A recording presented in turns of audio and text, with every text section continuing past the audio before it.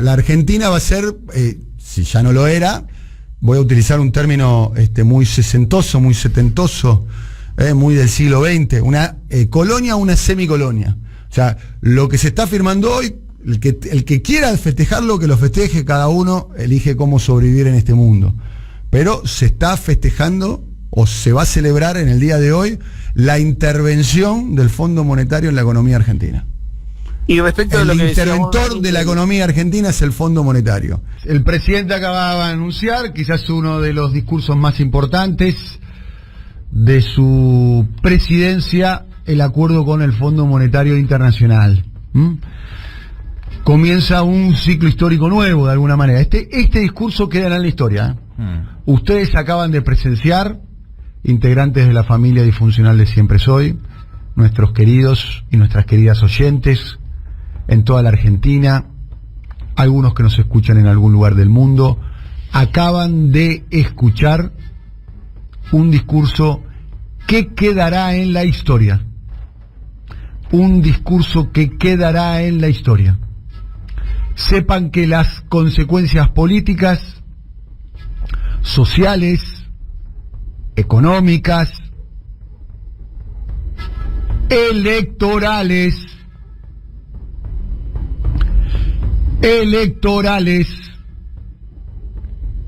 del actual discurso quedarán en la historia. Sepan que estamos ante un discurso histórico. El presidente acordó con el fondo,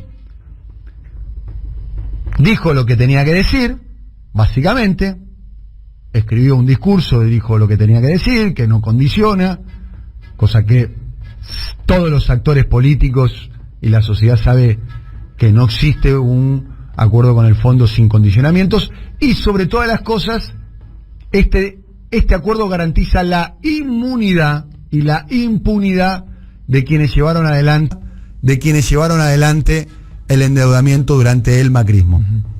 O sea, olvídense de la promesa electoral del propio Alberto Fernández diciendo que el presidente Macri en aquel momento, cuando Alberto era candidato, tenía que dar explicaciones de el endeudamiento. No va a pasar eso. No va a pasar eso. El endeudamiento más importante de la historia argentina, por su velocidad y por su monto nominal, el más importante de la historia del Fondo Monetario Internacional desde su creación hasta el día 28 de enero a las 10 y 14 horas que estamos ahora, el crédito más importante, el que se hizo más rápido, más veloz, incumpliendo la Constitución Nacional, porque no pasó por el Congreso, porque no estaba previsto en el presupuesto que se estaba ejecutando en el año 2018. Estaba previsto la delegación de facultades al Poder Ejecutivo para que se pueda endeudar, pero no por este monto y con el Fondo Monetario. Ergo es ilegal. Esta justicia evidentemente no lo va a investigar. Tampoco, incumpliendo también el estatuto del Fondo Monetario Internacional. Bueno, y las consecuencias se van a sentir. ¿Sabe cuáles son las consecuencias? Todos los dólares que hay que ahorrar es para garantizar la capacidad de pago del Fondo Monetario Internacional. ¿Y cómo lo vas a sentir? El precio de la carne. Hay que exportar más para generar más dólares para pagar al fondo. ¿Cómo vas a ir a la carnicería? Al uruguayo, con todo respeto de nuestros hermanos uruguayos, que hay ciertos cortes de carne que no la pueden consumir porque están preparados para la exportación. Se viene ahora en minutito nada más conferencia de prensa de Juan Mansur. Ya es conferencia de prensa, así que acá interesante, va a haber preguntas, Dani, precisas, intercambio, Juan Mansur y Martín Guzmán en el Ministerio de Economía, la conferencia de prensa. Y ojalá que tenga transparencia esto, ¿no? Que digan exactamente cómo van a llegar al 2025 al déficit cero. ¿Cómo van a llegar al 2025 con déficit cero? Entre otras cuestiones. Esto decía Alberto Fernández en campaña. Para mí, acá hay una ruptura también de contrato electoral, Hay una ruptura de contrato electoral. Acá decía Alberto Fernández, se lo dijo a toda la sociedad, Alberto, Yo si algún día tengo la oportunidad de conversar con él, o en privado o en público, lo primero que voy a preguntarle es esto. Voy a preguntar cómo anda primero, no, claramente, soy una persona muy educada. Pero después le voy a decir, Alberto, ¿y esto qué? He instruido a las autoridades permanentes para que formalmente inicien querella criminal tendiente a determinar quiénes han sido los autores y partícipes de la mayor administración fraudulenta y de la mayor malversación de caudales que nuestra memoria recuerda. Esto es en el 1 de marzo del 2021, ¿no? Esto fue el 1 de marzo del 2021. Exacto. O sea, su segundo discurso en la apertura. Bueno, vamos a ver cuáles son las consecuencias fácticas. Bueno, ahora estaban todos que acordemos con el fondo. Bueno, al otro día quiero saber qué pasa en la economía real, qué va a pasar con el ingreso, qué va a pasar con las jubilaciones, qué va a pasar con los salarios, qué va a pasar con los precios de las tarifas, con el impacto que eso tiene sobre las familias y sobre la actividad económica. No me canso de decir, nosotros en el 2016 en este programa hacíamos nota, cuando estábamos en contra de las políticas que aplicaba el macrismo, hacíamos nota con los panaderos que tenían que apagar los hornos eléctricos. Me acuerdo, ¿Te acordás? Me acuerdo. Lo hacíamos, casi que lo hacíamos juntos ahí en tándem, viendo también qué pasaba en el conurbano con los panaderos de Morón. Los panaderos, exactamente, ¿te acordás? Los panaderos de Morón. Los panaderos de Morón. Exactamente. Me acuerdo del panadero de Morón que había votado a María Eugenia Vidal. Ajá. Y que había votado a Lucas Gil. Me acuerdo que era bastante raro. Sí. El voto raro. El panadero, sí. El panadero era un panadero, ¿no? Un ciudadano, claro. Un ciudadano, un panadero, nada, se levanta a la mañana, hace pan, ¿entendés? Y el tipo tiene las variables. Se acuerdo que estaba disparada la tarifa eléctrica. Bien, los panaderos, los carniceros. Te doy de ejemplo, digo esto por ejemplos, ni hablar al impacto al interior de cada una de las familias lo que es lo que eran los tarifazos del macrismo. Para mí hay que buscar un equilibrio. 3.000% de aumento tuvimos. Hay que buscar un equilibrio. Hay que buscar un equilibrio entre todo eso, ¿no? A ver, lo que acabas de mencionar, Dani, según y en teoría, con lo que acaba de decir en términos textuales el presidente de la Nación, está todo bien. No nos quitaría ninguna complicación. Ahora bien, lo que hay que empezar a hacer ahora es ver quién tiene acceso a la información y a la letra chica de ese acuerdo, y también empezar a ver qué dicen los analistas económicos y los que manejan la teoría y la técnica en ese área, para ver si efectivamente es y se puede comprobar que va a ser todo como el presidente lo acaba de mencionar, ¿no? Y que realmente no vamos a tener esa intervención o esa intromisión del Fondo Monetario Internacional. Y hay un detalle, la tenemos ahí a Eva, un detalle que no deberíamos desolayar, Eva, ¿no? El presidente anunció que va a enviar el acuerdo con el Fondo Monetario en formato de ley. Exactamente. En formato de ley, algo absolutamente inédito en la historia contemporánea argentina, ¿no? Que un acuerdo con el Fondo Monetario tenga que ser refrendado por el Parlamento. La Constitución dice exactamente lo contrario. Dice lo que tiene que ser refrendado es cuando te vas a endeudar, no cuando vas a pagar. Dentro de las atribuciones del Congreso de la Nación está autorizar las deudas y empréstitos externos. Esto fue un enroque, Dani, y lo que es insólito, lo que estamos viviendo. Está bien, pero se definió en lugar, como no va a llegar el proyecto plurianual, que es lo que se había prometido, en algún momento del mes de enero, lo que se cambió fue la información y dijeron, bueno, no va a haber proyecto plurianual, lo que vamos a mandar entonces va a ser el acuerdo que hicimos con el Fondo Monetario cuando lo tengamos. Bien. Sí, y hay que terminar de ver si finalmente hay toma de deuda o no. Me gustaría ver eso, ¿no? Realmente. Bien, cuando decís toma de deuda nueva. Claro. Lo que estás diciendo es, le pagamos al fondo con la plata que el fondo nos manda. Nos presta el fondo. Rollover. El famoso Beethoven rollover. El famoso rollover es refinanciar, reperfilás. Exacto. O sea, bueno, me das plata para devolverte a. Lo cual implica ya el blanqueo total del préstamo de Macri. Porque ya está, ya la deuda no pasa a ser más. O sea, si llegase a pasar, que ojalá que no pase, dicho sea paso, y estoy juntando las manos acá en el aire, ojalá que no pase, que vuelva al macrismo, ojalá que no pase, por favor que no vuelva al macrismo, porque ya está anunciando el macrismo cómo va a volver. El macrismo, cuando vuelva Rodríguez Larreta o Macri, o Patricia Bullrich, o el que sea, o Vidal, o Morales, bueno, Vidal, no sé, no la veo a Vidal, pero bueno, ponele. Cuando vuelva el macrismo y haya que aplicar el programa del Fondo Monetario, los tipos se van a decir, pero pará, este acuerdo lo firmaste vos, lo firmaron ustedes. Es más, van a decir, ustedes levantaron toda la manito en el Congreso. toda la manito en el Congreso. La manito en el Congreso levantaron ustedes para este acuerdo.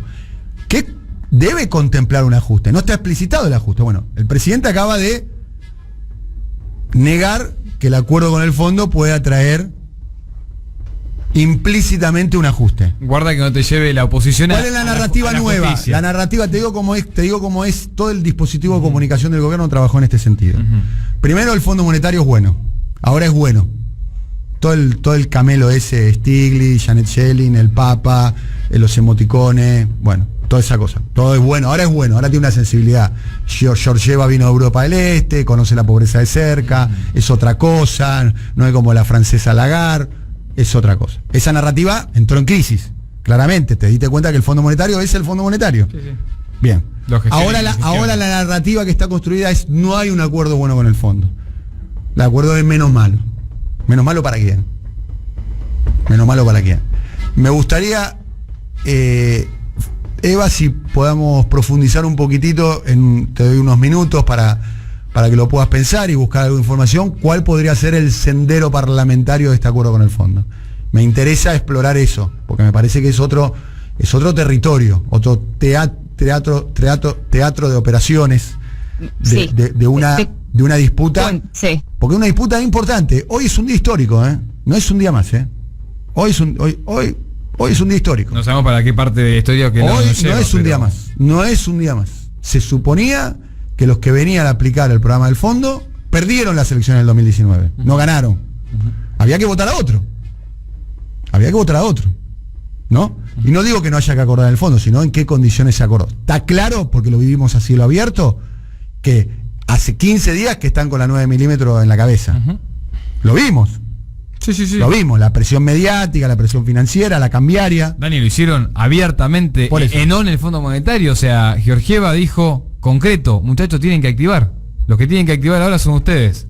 Y tiró la pelota, lo dijo oficialmente. Vamos a saludar a Artemio López. Buen día, querido amigo y compañero, te escuchamos. ¿Qué tal, Daniel? No, escuchaba atentamente lo que ustedes sugerían a Alberto Fernández en la presentación del acuerdo. Negó toda posibilidad de condicionamiento, de restricción del gasto. O sea, un acuerdo totalmente anómalo. No es ni Brenta, que es, creo yo, a mi juicio, la más profunda de los analistas, economistas, doctores en economía, sobre el Fondo Monetario. Dijo de que no ha cambiado absolutamente nada y que el tipo de acuerdos que está proponiendo son más o menos similares a los que históricamente propuso. Sabemos que las condicionalidades tradicionales nos llevaron siempre a situaciones muy críticas en términos sociales. Y yo hago este agregado: los acuerdos anteriores, ninguno partió de una situación de tanta vulnerabilidad como la que existe hoy en la sociedad argentina. No solo por los 42 puntos de pobreza, tenemos un desempleo y una informalidad laboral récord para los acuerdos con el fondo. Obviamente tenemos un nivel salarial. Mira, ayer leía cuál es el ingreso salarial, la media del ingreso salarial en Argentina son 79.000 pesos y una niña de pobreza 76.000, o sea que estamos en una situación crítica como para soportar, administrar y además pretender tener chances electorales con un acuerdo tradicional. De hecho, en noviembre del año pasado ya hubo una prueba de lo que implica ir a elecciones con restricciones de ingreso y ajuste fiscal, porque el gobierno llevó adelante un ajuste fiscal durante el 2021 y bueno, tuvo los resultados que tuvo, todos lo sabemos, perdió por 8 puntos a nivel nacional y perdió... Ajuste fiscal que el gobierno niega, lo niega Alberto Fernández, lo niega Guzmán. Pero están los datos del Ministerio de Economía y efectivamente se muestra que, salvo en el mes de septiembre que aflojaron un poco, seguramente para enfrentar las elecciones paso, el ajuste se produjo. O sea, yo no quiero decir que lo vayan a seguir haciendo, no sé nada del Fondo Monetario, Daniel, más de lo que saben ustedes. Me guío por los especialistas y la visión de los especialistas con los que yo confío, ¿no? Muestra de que no tienen ninguna expectativa con respecto al cambio en este sentido favorable del Fondo Monetario y que un acuerdo con el fondo sería tan restrictivo como lo fue históricamente. Me guío por la experiencia histórica reciente. Tanto Juan Perón como Néstor y Cristina Kirchner no participaron de las políticas del fondo y nos hicieron crecer y distribuir el ingreso como nunca antes. Pero bueno, el acuerdo 22 será absolutamente distinto a los 21 anteriores. Bueno, esa es la pregunta que hay que hacerse. Yo no la puedo contestar porque no tengo información. Bien, habrá que desclasificar el informe, un poco lo decías vos, Nico, sí, fuera de aire. Ahora hay que ver la letra chica del informe, y ¿no? empezar a analizarlo. Y empezar a analizarlo. Todos los acuerdos con el Fondo Monetario Internacional, este es el acuerdo número 22. Yo tengo una sensación extraña. 22. Sí, 22. El acuerdo número 22 en la historia del Fondo Monetario Internacional. Ajá. Hubo 2 periodos de independencia del Fondo Monetario Internacional. Juan Domingo Perón, que se negó a ingresar al Fondo Monetario, que es un organismo creado por la potencia emergente de la Segunda Guerra Mundial, los acuerdos de Bretton Woods, Sí, señor. para controlar la economía e intervenir en la economía internacional. Perón, que algo entendía de geopolítica, se negó. De hecho, fue una de las primeras medidas que tomó Raúl Prebisch, ministro de Economía, de la Revolución Libertadora. Exacto. Así es. Bien. ¿Sabés quién le sugirió a Perón, a través de un informe muy pormenorizado y técnico, el no ingreso? A ver. El joven Antonio Cafiero, con 28 años. Bien, que llegó a ser ministro de Hacienda, ¿no? Claro. Ministro de Economía. Exactamente. Llegó a ser ministro de Economía, estamos hablando del abuelo del actual canciller de la Argentina. Y el otro periodo es Néstor Kirchner. Néstor Kirchner, que en el año 2004 también era otro momento de la Argentina creciendo, la cantidad de dinero era mucho menor.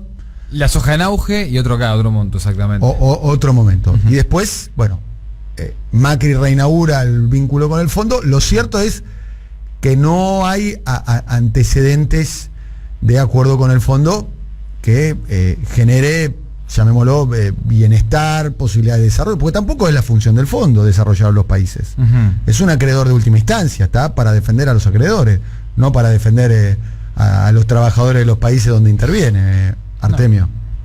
Totalmente. Además, yo creo además que con la aparición del kirchnerismo en escena, y bueno, la independencia que demostró durante 12 años de los organismos de crédito, particularmente el Fondo Monetario, y pues que siempre fue un instrumento de la hegemonía norteamericana en la región, con la emergencia además de experiencias de centro izquierda, no sé cómo llamarlas, de esta tercera ola en Latinoamérica, en toda la región.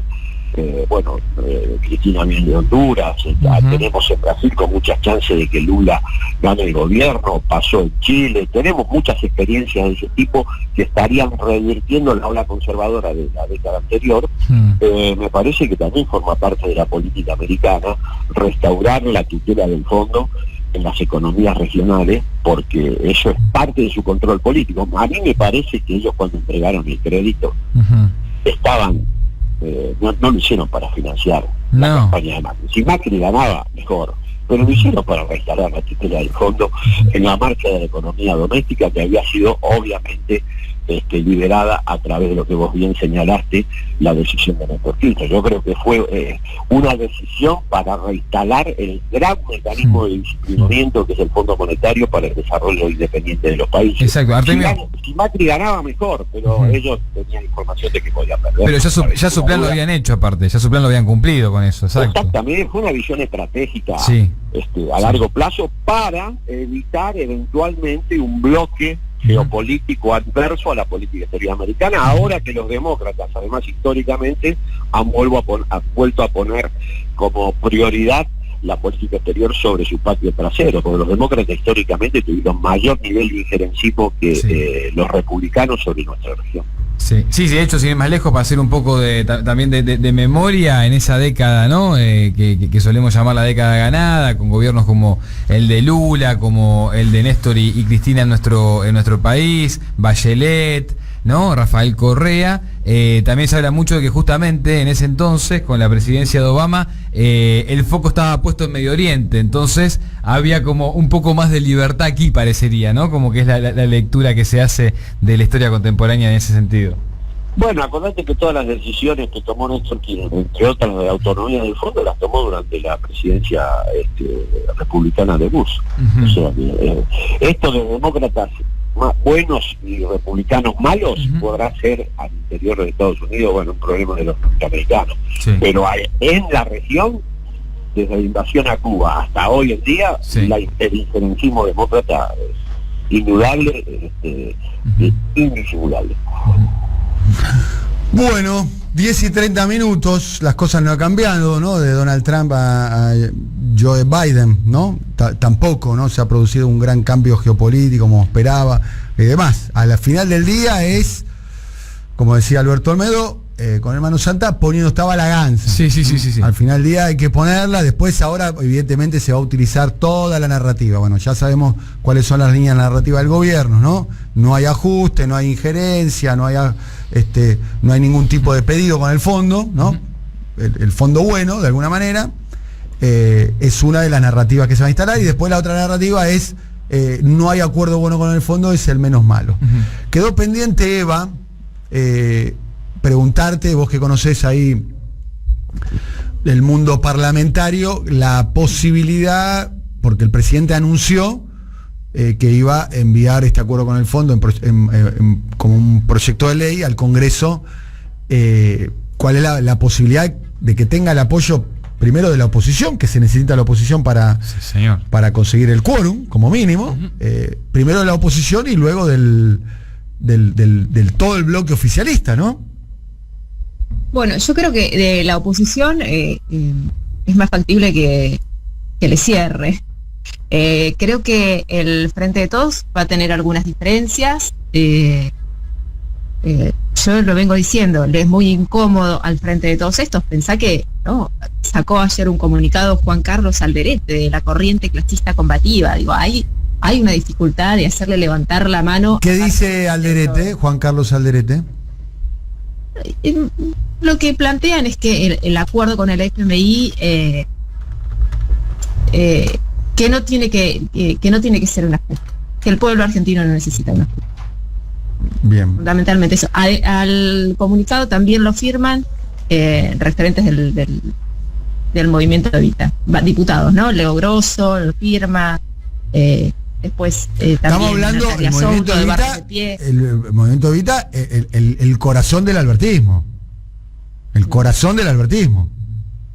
¿No? Está claro, forma parte de toda la... Y bueno, sí, Pérsico, Fernando Navarro, son básicamente dirigentes que han acompañado, de hecho lo ha acompañado Alberto en el 2017 con Florencio Randazzo.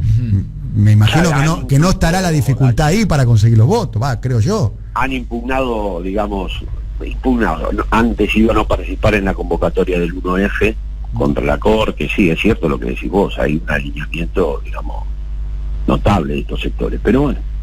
Sí, Emilio Pérsico manifestó públicamente que no va a participar de la marcha del 1 de febrero en contra de la Corte Suprema. Dicho sea de paso, mientras se producía este mega ultra endeudamiento inédito en la historia argentina y en la historia contemporánea universal, esto es importante destacarlo, sí. No hubo un integrante del Poder Judicial en la Argentina, ni un juez de paz de Carmen de Areco que diga esto es ilegal, o esto no se puede hacer, o esto debería hacerse pero bajo otro procedimiento. La Corte, silencio. Los jueces, silencio. Los fiscales, silencio. Nada tienen para decir al respecto. No, todas las críticas fueron de la política, nunca del poder judicial. Bien. Juan Carlos Alderete, que tengo entendido que es diputado nacional. Sí, diputado nacional. Claro. Diputado nacional del Partido del Trabajo y del Pueblo, del Frente de Todos, del PTP nacional.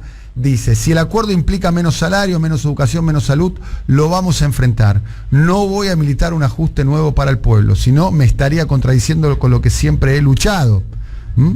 Y después dice Juan Carlos Alderete, al FMI le decimos el pueblo argentino no necesita ajuste.